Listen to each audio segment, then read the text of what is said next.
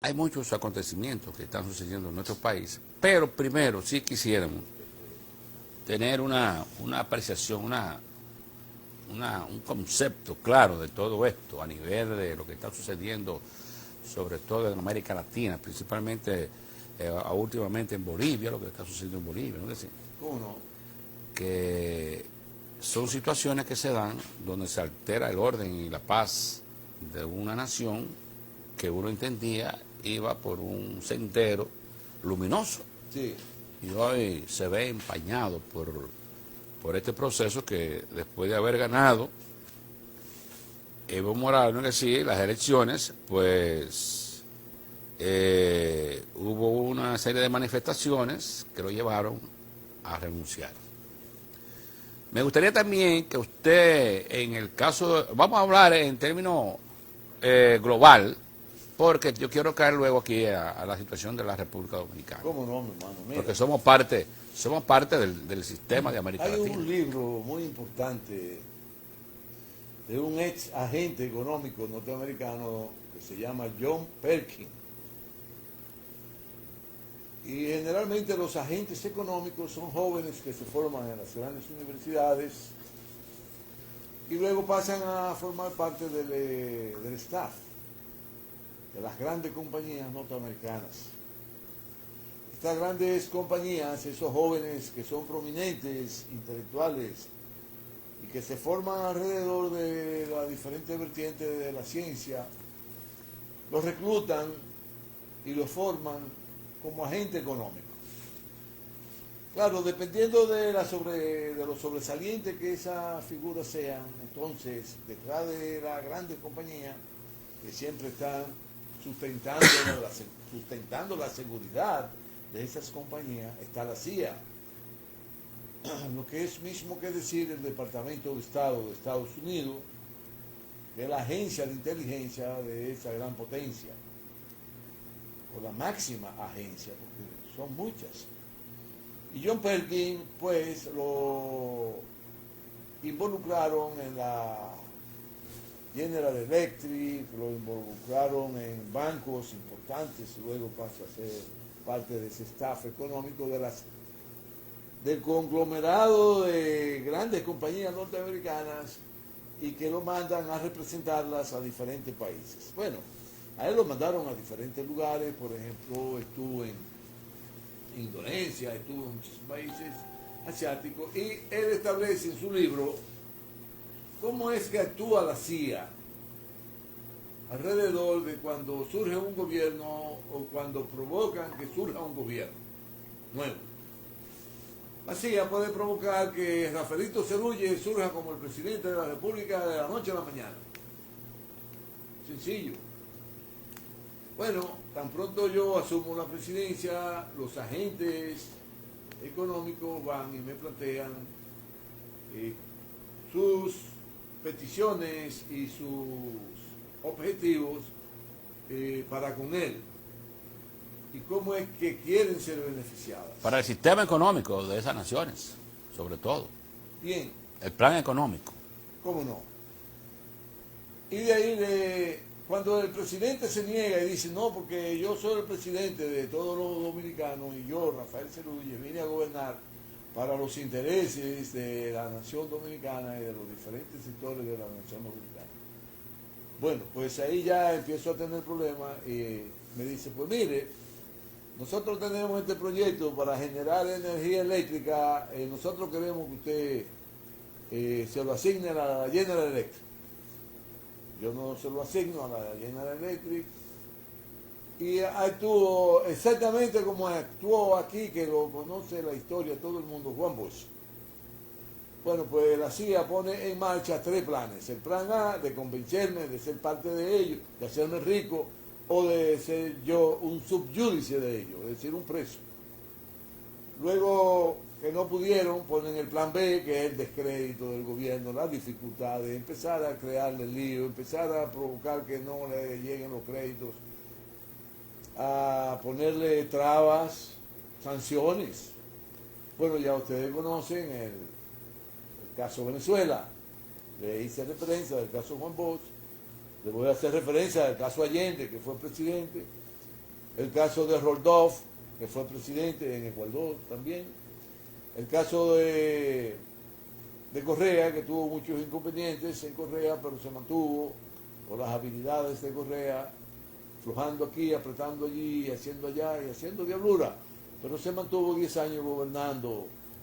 Bueno, Al-Sadat en Irán, eso fue en los años 50, gran demócrata iraní, que asumió la presidencia democráticamente por unas elecciones en las que el pueblo votó masivamente por él. Bueno, a ese lo detutanaron también. Bueno, donde quiera que los intereses norteamericanos, que es la potencia primera del mundo, es el imperialismo. El imperialismo es quien controla toda la economía de la nación. Bueno, para no agrandar muchísimo, vamos a caer en Bolivia, que es el caso que está más reciente y que ha sido parte del guión que ponen en marcha los norteamericanos. Muchas veces no se apresuran con el tiempo. Pero tenemos a Chile también, ingeniero. Sí, muchas veces, sí, eso es otra cosa, pero a Chile no lo han tumbado y las movilizaciones han sido más contundentes en términos de... Pero bueno, es esa diferencia. Ajá, ¿por qué no tumban entonces en Chile? Porque en Chile lo sustenta el imperio. Chile es el parto que provocó la CIA para que le sirviera ese hijo al imperio, que fue Pinochet, un gran asesino, un gran dictador, que mató en una semana más de 6 o 7 mil personas, la linchaban. Bueno, fue fruto de una situación que se dio en América Latina para entonces, donde surgieron muchos gobiernos militares, asesinos, criminales, déspotas, donde se les robaban los niños a las mujeres para repartírselo entre ellos, porque la mayoría no tenían hijos, en fin, y se lo asignaban. Bueno, pues en Bolivia, Evo Morales, que desarrolló un gobierno defendiendo los intereses, sobre todo de los aborígenes, que son la mayoría de Bolivia, y que la población ronda más del 60%, son indios, son aborígenes.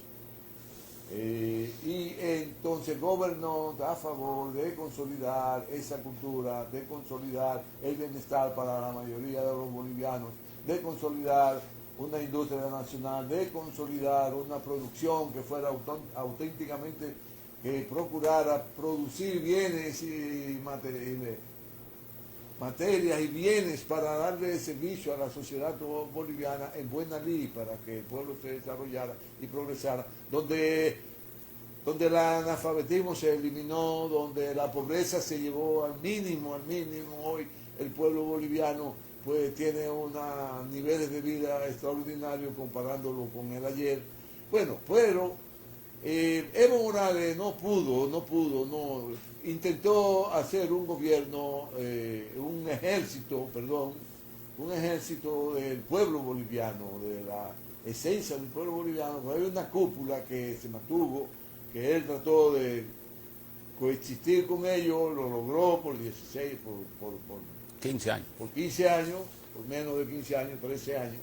Y bueno, pero esas cúpulas militares responden de manera psicorrígida, podríamos decir, a los designios del imperio, es decir, a los dictámenes del imperio, es decir, a las órdenes que el Departamento de Estado canalice por las respectivas embajadas que están en estos países.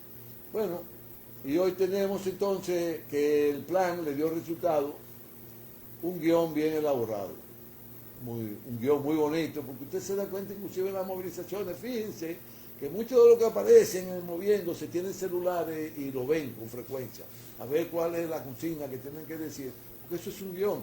Eso fue igual que lo de Libia. En Libia fue peor. En Libia hicieron una película y se la pasaron al mundo como que estaba sucediendo en Libia, para derrocar a Gaddafi y finalmente asesinarlo. A Evo no pudieron asesinarlo, no, se quedaron con todo el gusto de asesinarlo, pero Evo manejó con mucha astucia la situación, que venía ya en procura de destruir el proceso de socialismo del siglo XXI en Bolivia, dirigido y encabezado por Evo Morales y el vicepresidente de Bolivia, un hombre de mucha luz, a favor de los intereses de la población. Bueno, ese guión no le dio resultado en Venezuela, porque la cúpula militar de Venezuela fue una hechura de Hugo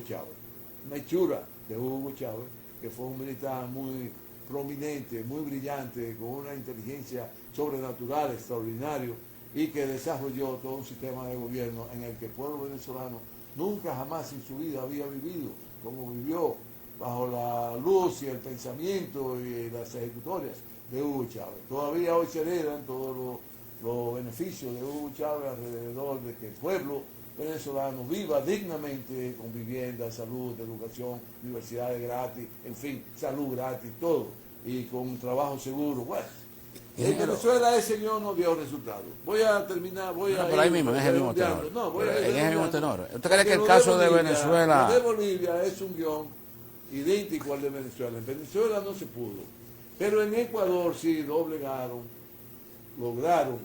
doblegar, me imagino por amenazas, un hombre cobarde parece ser, que se prefirió doblegarse a los designios, a los mandatos del imperio, es el del Ecuador, el que está ahora, Lenín Moreno, que ese claudicó y pasó entonces a servirle por los ofrecimientos que le han hecho los norteamericanos. Bueno, pues ya hoy en día se sabe que el hombre ha conseguido todos los millones del mundo y ya fue acusado de tener acciones en instituciones que se manejan desde los bancos en Panamá, que hay una serie de facilidades y que le permiten a los corruptos, a los que consiguen dinero en el habido, manejarlo desde ahí, así como en la isla de Caimán, en Suiza y otros países. Ya hoy en día, Lenín Moreno es el cobarde, el renegado, el que declinó, pues se entregó a los brazos del imperio y está viviendo como un rey.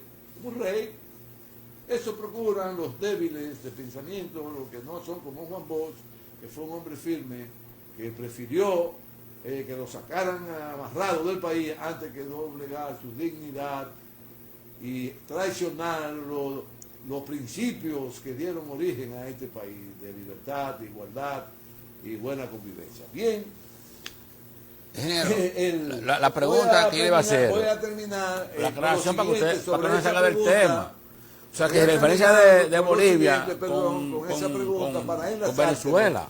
Para enlazártelo, no con Venezuela, sino con el guión que se ha puesto en marcha aquí y que de ese guión lo encabeza Leonel Fernández.